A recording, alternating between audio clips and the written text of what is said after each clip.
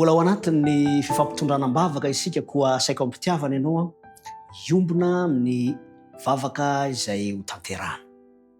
Raha ny atsara indrindra izay ny an-danitra misaotra anao zahay satria mbola afaka manana tombontsoa fampitrotro am-bavaka.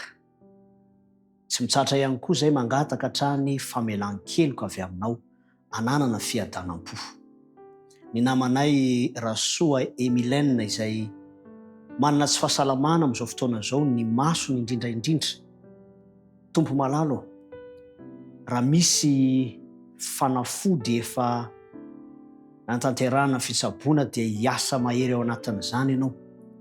Raha toa ka mbola eo am-pijerena fanafody kosa dia hanolo-tsaina ianao mba ho tonga amin'ny fasitranana soamantsara izany mpanomponao izany, koa ahafahany mamita ny adidy aman'andraiky ny andavanandro, ahafahany ihany koa mahatsiaro mandrakariva fa ianao dia tsy mahafoy miaraka amin'ny hatrany. Miambonahitra ihany koa ny anaranao ary izy ahita fiadanam-po eo amin'ny fiarahana aminao, koa sitrano tompo izany mpanomponao izany raha sitraka ao. Tonoina ny vavako amin'ny anaran'i Jesosy Kristy. Amen.